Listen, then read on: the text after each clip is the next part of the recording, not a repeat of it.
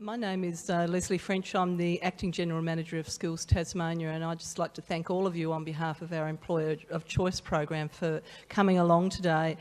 There's such an excitement that happens at every one of these breakfasts that I come to that is about the Employer of Choice program, and I think we in Tasmania cannot underestimate the absolute power of being in a small community and being able to build ideas like we're building through the presentations we've heard this morning.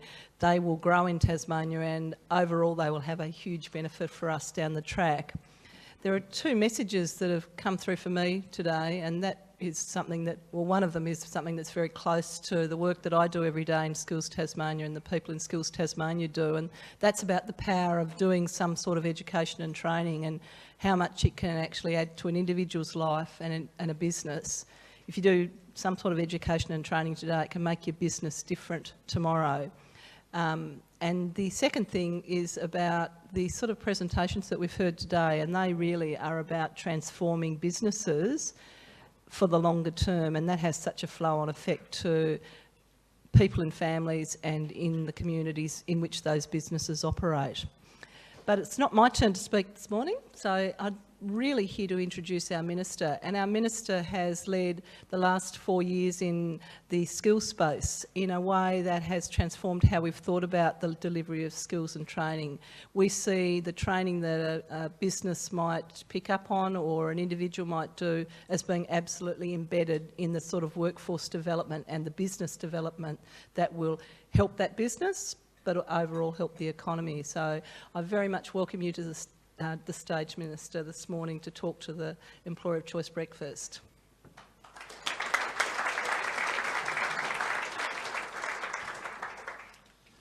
Well, thank you very much, Lesley, and ladies and gentlemen, good morning. It's fantastic to be here again for the launch of the Employer of Choice Awards for 2018, obviously this year, and great to see such good numbers again. And I know we've got good numbers also in Launceston as well as up in Devonport, another launch up there. So it's genuinely a statewide initiative, this, and it is one of the great initiatives. This has become a bit of an institution in Tasmania, and I think recognised nationally as being a leading example of a program that's designed to encourage all of us, so in this context, obviously employers, to be the best that we can possibly be. And obviously that's a very important thing for individual businesses, but it's also very important for Tasmania and for our community. And I did want to make that point. You know, we're, as a government, very focused on doing what we can to grow the economy, and we're going pretty well in that regard. Tasmania is the second fastest growing economy in the country. If you reflect back a few years, you know, it's a fairly stark contrast to where we were, and I think it's important that we recognise it. In fact, yesterday we saw the release of the latest international tourism numbers, and our international visitors to Tasmania increased last year by 13%, which is another significant growth, and we've had a number now year on year over the course of the last few years. And those visitors spent last year alone in 12 months $450 million in our economy, just from international visitors. And that's an increase of 24% on the year before. So it shows you the growth that we have experienced in tourism. And of course, we've got a number of very important sectors of our economy that are growing. The other thing that we have been focused on, as Lesley has mentioned, is investing in skills. And we've been unapologetic in trying to make sure that we engage better with industry and business to understand the real needs that businesses have in terms of upskilling Tasmanians to ensure that we're taking advantage of the growth opportunities, and that remains a very strong commitment.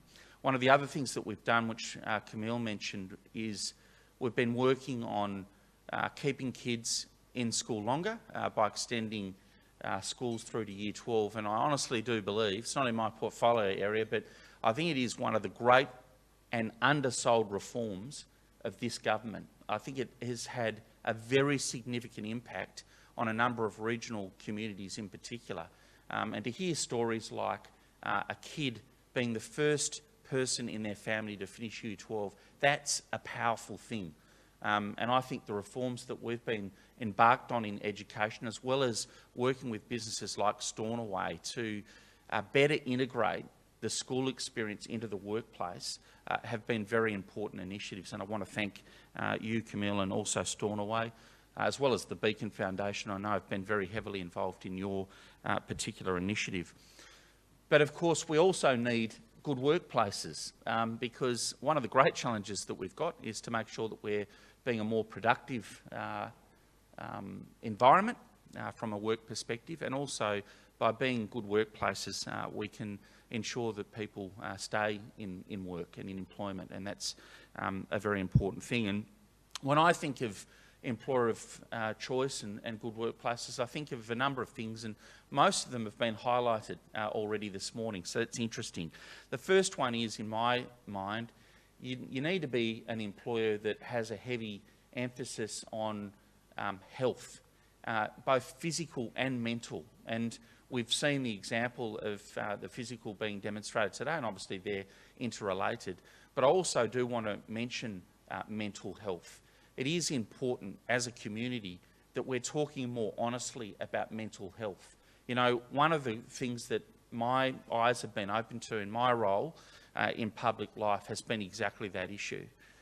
It's incredible how many Tasmanians battle on a day-to-day basis with mental health, and you know, that there's nothing to be ashamed of about that. That is part of life, and I think it's very important as a community that we talk about it. I think it's important as individuals that we own up to it, and I think it's very important from an employer perspective that you demonstrate leadership on that particular issue. It's something I believe very passionately about.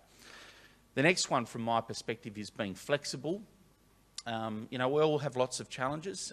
Life's busy, and one of the great challenges that we have is with women having kids and leaving the workplace, and it can be very difficult when you try and come back in. Now, I'm a father of young kids, and my beautiful wife, Ruth, she, like most women facing that situation, battles with that, you know, trying to get the balance right. And I've come to the conclusion that you can never get it right, really. I think it's an impossible, you know, you talk about a wicked solution, Vanessa. I mean, a wicked problem, I should say. I think that's a wicked problem.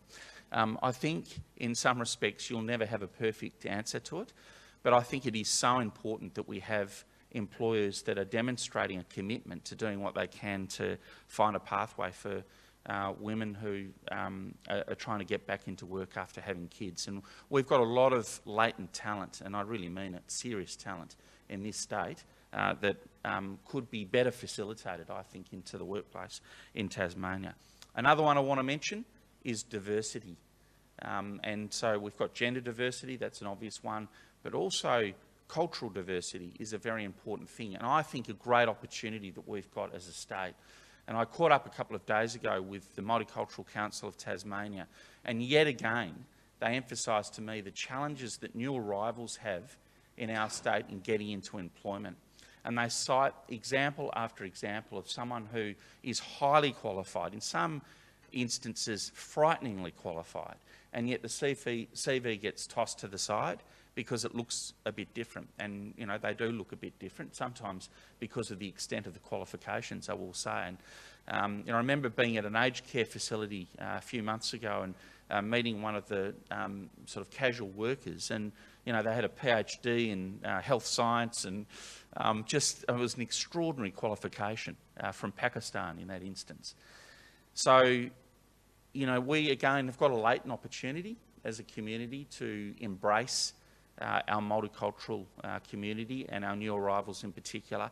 And I've got no doubt in my mind that if you open your eyes, you'll find some gems. And we have anecdotally been exposed to a couple of stories where employers have embraced some new arrivals in our community, and without exception, they are phenomenally positive stories. So I just encourage you to do what you can as employers to open your minds to cultural diversity. Innovation and technology goes without saying. We live in a rapidly changing world, and we need to do what we can to be investing in that sense. Collaboration. I was very pleased to hear Vanessa's story at Tasrail, and I made the point that, you know, as a small state, collaboration is one of the great strengths and great opportunities. I say strengths because there are some really good examples of positive collaboration that happens in our state, which is very hard to do in other places. But it's an opportunity because we still don't do it well enough. We need to do it much better. And again, I cited the example just before with Vanessa. When Caterpillar left Burnie, or they haven't completely left, but when they left a large part of their production, we had a major problem in advanced manufacturing. And we're really concerned about what was going to happen with advanced manufacturing, particularly on the northwest coast. And we held a forum.